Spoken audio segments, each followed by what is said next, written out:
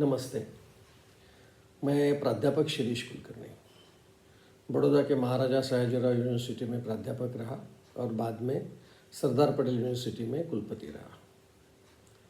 आज एक कुछ अनोखे विषय के बारे में आपसे बात करने जा रहा हूँ।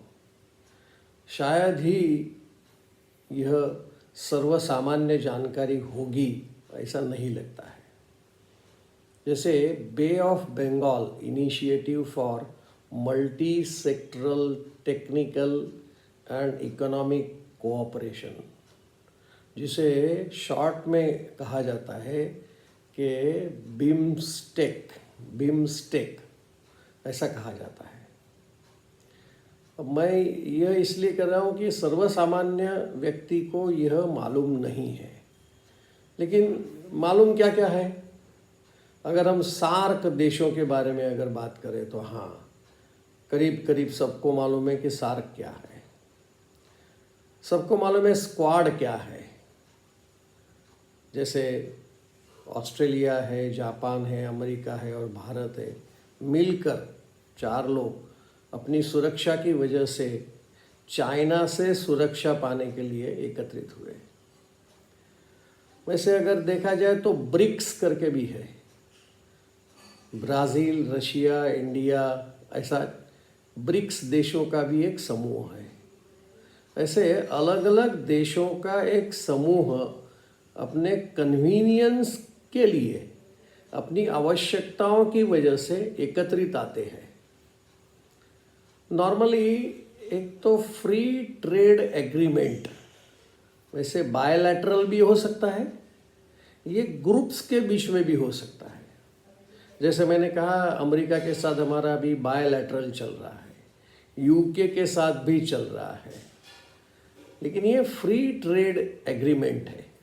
यहाँ पर ये बे ऑफ बंगाल, ये खाड़ी के अगल बगल के देशों का यह समूह,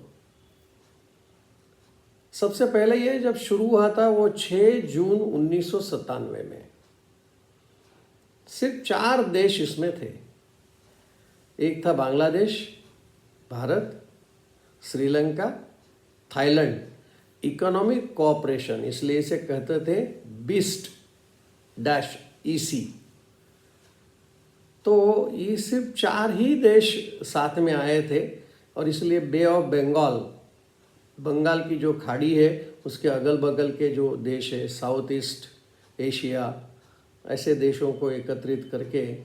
लेकिन बाद में इसमें और एक देश जुड़ा 1997 दिसंबर में, और वो देश जुड़ा था म्यांमार।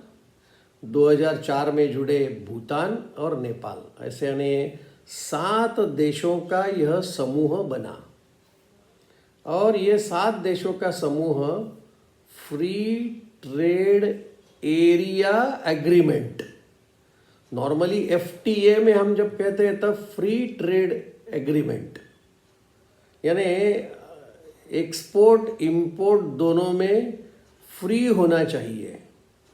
लेकिन यह जो देश एकत्रित हुए 7 देश, इसमें आप सोचिए,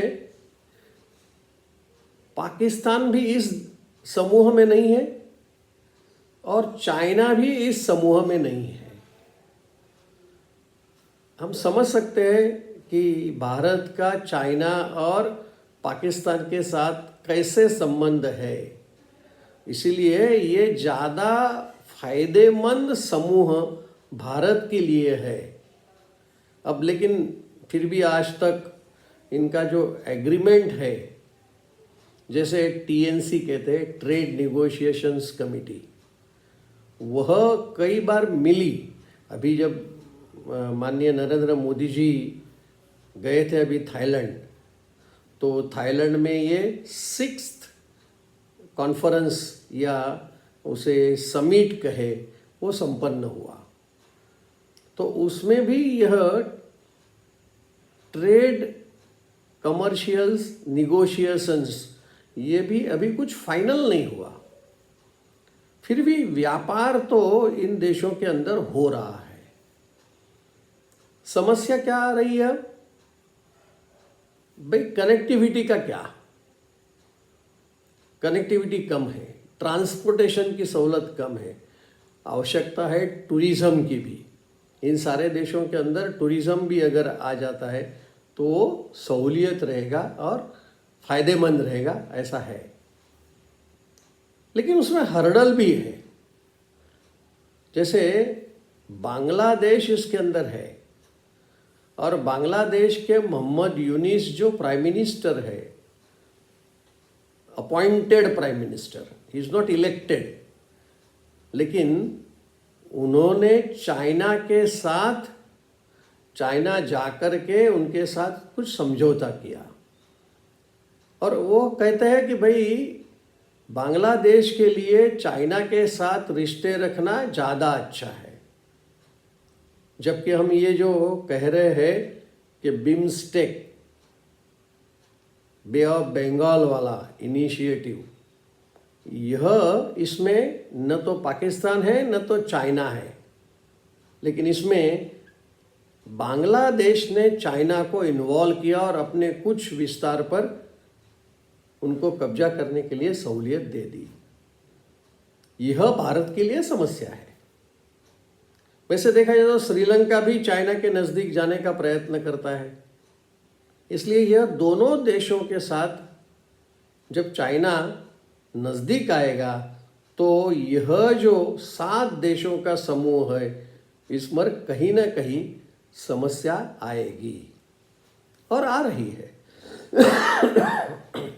लेकिन फिर भी इन सारे देशों का लाभ भारत को मिलता ही है।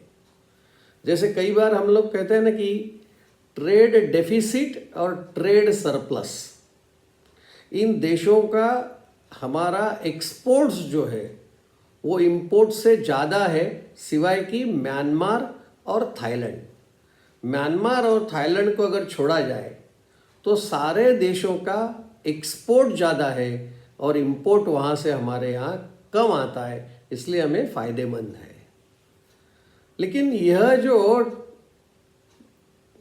कॉमर्स की निगोशिएशन की जो कमिटी है TNC, वह अगर कार्यरत होती है तो इसमें बहुत सारी सहूलियत हो सकती है, सिवाय इसके कि अब बांग्लादेश और श्रीलंका चाइना के नज़दीक जाने लगे तो समस्या आएगी।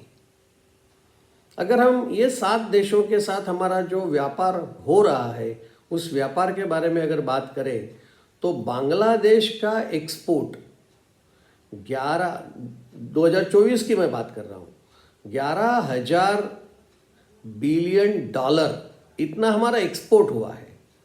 और बांग्लादेश से हमारा इंपोर्ट कितना हुआ है? सिर्फ 2,000 बिलियन डॉलर, यानी कि 9,000 बिलियन डॉलर का हमें ट्रेड सरप्लस बांग्लादेश की वजह से मिला। श्रीलंका के बारे में बात करें तो 5,000 बिलियन डॉलर का एक्सपोर्ट हुआ और सिर्फ 1,500 बिलियन डॉलर का इंपोर्ट उस श्रीलंका से भारत को आया। यानी यहाँ पर भी हमें 3,500 बिलियन डॉलर इतना हमें सरप्लस मिला।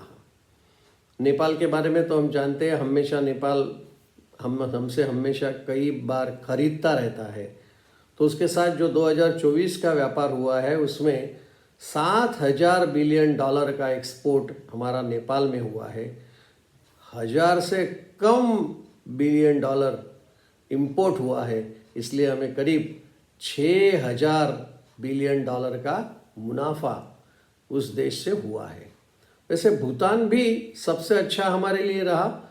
12,000 बिलियन डॉलर का हमारा एक्सपोर्ट भूटान को हुआ और 5,500 का बिलियन डॉलर का इंपोर्ट नहीं हुआ, इसलिए करीब 11,500 करोड़ का 11,500 बिलियन डॉलर का हमें मुनाफा हुआ।